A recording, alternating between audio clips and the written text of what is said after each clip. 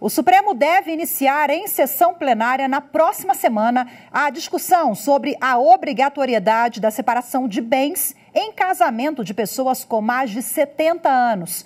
O assunto teve, inclusive, repercussão geral reconhecida para que o entendimento firmado no julgado seja seguido em processos semelhantes em todas as instâncias da Justiça. A repórter Evne Araújo traz para a gente agora as informações. No julgamento, o Supremo Tribunal Federal vai decidir se é constitucional o regime da separação obrigatória de bens no casamento de pessoas com mais de 70 anos e a aplicação dessa regra às uniões estáveis. Na sessão da próxima quarta-feira, serão feitos a leitura do relatório e as sustentações orais. Em seguida, o plenário agenda nova data para a apresentação dos votos dos ministros, uma forma de terem mais tempo de analisar o caso. A ação em que o debate teve origem diz respeito a um inventário em que se discute o regime de bens a ser aplicado a uma união estável iniciada quando um dos cônjuges já tinha mais de 70 anos. A primeira instância considerou aplicável o regime geral da comunhão parcial de bens e reconheceu o direito da companheira de participar da sucessão hereditária com os filhos do falecido, aplicando tese fixada pelo Supremo de que é inconstitucional a distinção de regimes sucessórios entre cônjuges e companheiros.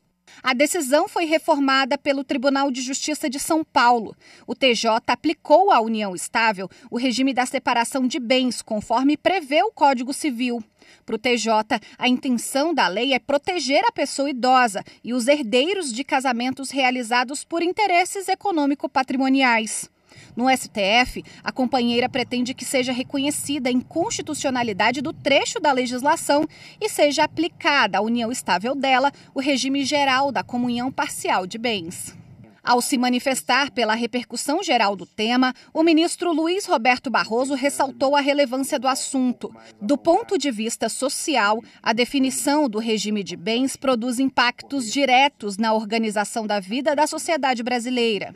Sob o aspecto jurídico, tem relação com a interpretação e o alcance de normas constitucionais que asseguram especial proteção à pessoa idosa. E, da ótica econômica, a tese a ser fixada vai afetar diretamente os regimes patrimonial e sucessório de maiores de 70 anos.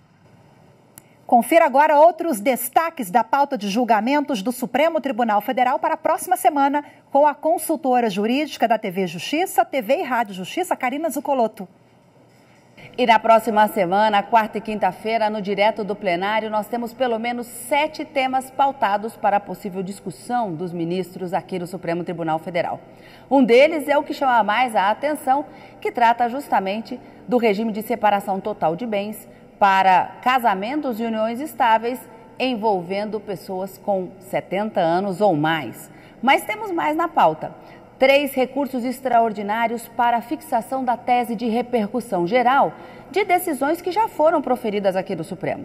Uma delas leva em consideração a inconstitucionalidade que os ministros entendeu que existia numa lei do estado do Amazonas que reservou pelo menos 80% das vagas na universidade estadual para candidatos egressos do ensino médio daquele estado.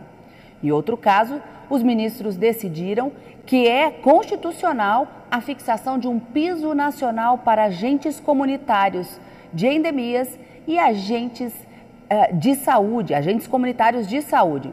Falta só a fixação da tese de repercussão geral. E os ministros decidiram ainda que o questionamento acerca de uma possível violação no direito de nomeação em concurso público deve ser questionado em juízo ainda durante o prazo de validade do edital, pendente de fixação de tese. E uma outra ação que também está pautada para julgamento, o partido autor busca aqui no Judiciário, no Supremo Tribunal Federal, que seja determinado aos municípios de todo o Brasil o fornecimento gratuito de transporte público no dia das eleições. O relator dessa ação é o ministro Luiz Roberto Barroso e já proferiu uma decisão liminar para garantir esse direito e o que deve ser julgado é o mérito dessa ação. Por fim, temos ainda uma discussão acerca da constitucionalidade da TR, o índice denominado taxa referencial, que hoje é utilizado para a correção monetária do Fundo de Garantia por Tempo de Serviço dos Trabalhadores. O argumento, nesse caso, é de que a utilização desse índice de correção deve ser declarado inconstitucional, por violar o direito de propriedade, o direito à moralidade administrativa e também o direito social. Todos esses temas você pode acompanhar, como eu disse, no Direto do Plenário, na quarta e na quinta-feira, a partir das 14 horas, aqui na TV Justiça. A gente te espera.